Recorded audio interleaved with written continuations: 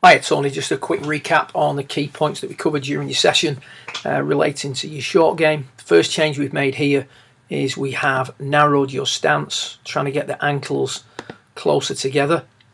As the stance goes narrower, the centre of the swing goes more in front of the golf ball. As the stance goes wider, the centre of the swing moves back. So previously, to get contact on the golf ball, you were moving the ball back and you were moving the handle forward whilst keeping a wide stance. The problem with this is that whilst you will make contact or potentially make better contact, you're exposing the leading edge of the club to the ground, which is very unforgiving, and you were also de-lofting the golf club. So what we're looking at here is a way of, as a baseline shot, which is the shot you're demonstrating here, where the ball is just inside the left heel, which may seem well forward, but because of the width of the stance, the relationship between the red dot and the arc, the low point of the arc, is such that we're going to make good contact, and we're also going to be able to maintain the loft on the golf club, essential for controlling spin when you're hitting chip shots from around the edge of the green and a little bit further out, maybe up to about 20-30 yards. So narrowing the stance for better contact. And then what we're doing now is we're going to move around a spectrum of ball positions. We've got 1, 2, 3, 4, 5, 6 balls lined up. You can do any number of balls. We just happen to have 6 drawn out for this particular exercise, or this particular section of the lesson. You're going to keep your stance the same, and you're going to move around and hit from a different position every shot. So you're going to start off with your baseline shot, slight hinging of the wrists,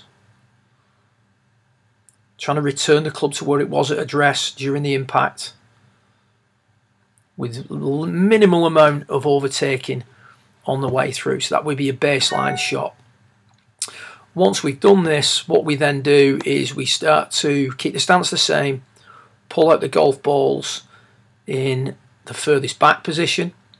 This now is taking loft off the club. We'd want to stand a little bit closer to the ball for reasons discussed during your session, and we want to try and keep the overtaking down to a minimum. As you can see there, the club doesn't pass the hands quite as quick as when you're hitting your sort of baseline standard shot. We then move the ball well forward. This makes controlling the low point a little bit more difficult. The ball now is nearer to the low point of the arc, so any discrepancy with the swing is going to be less forgiving. The club can be allowed to overtake the hands a little bit quicker, keeping the loft on the club face, allowing for a higher, softer shot.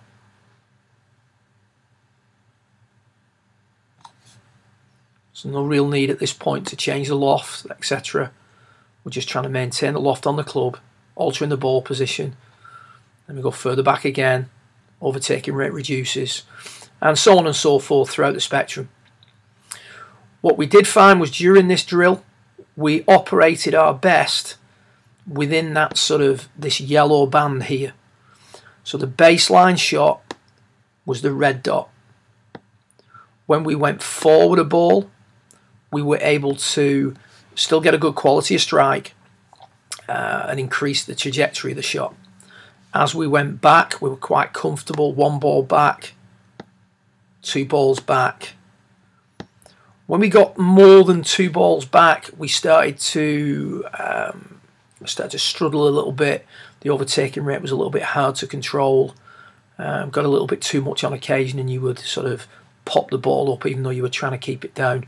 And we talked about how, practicing this way, moving around within the spectrum of balls, really stretches you on a skill level, gives you an appreciation of, where you operate well and where you don't operate so well. And then from a playing point of view, what we talked about was how we can use this information to benefit us. We're pretty good at chipping with a sand iron, but when we need to play a really high lob shot, moving the ball well forward, opening the club face, increasing the overtaking rate is all required if we're going to use that club.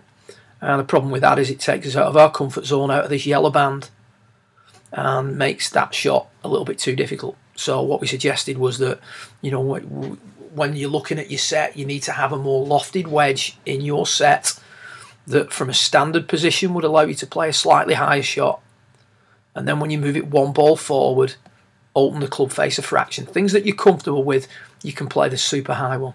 So maybe a 60 or a 62 degree lob wedge in your bag would help. Moving the ball back in the stance is fine. The ball gets too far back, you become a little bit uncomfortable, which is why when you're chipping and running around the edge of the green, you're going to be more suited to just keeping your baseline position using a 7 and 8 iron. The reason you need to understand how to move the ball around is if we need to play that low running style of shot, but we've got an obstacle behind us, like a clump of grass, for instance, or maybe a tree, roots of a tree. In that instance, we need to create the 8 iron shot, but with a steep angle of attack. The steeper the angle of attack, the less loft we have on the club. So we can learn to play that low running shot with a sand iron when required. So they're all variables that you can use when chipping around the green to change the trajectory, change the angle of attack, change the loft on the golf club at impact, etc. Practice in that manner, practice moving around within the spectrum, get familiar with what's required when the ball's well forward, what's required when the ball's well back, and identify your comfort area. Identify the area within that spectrum that you're comfortable with.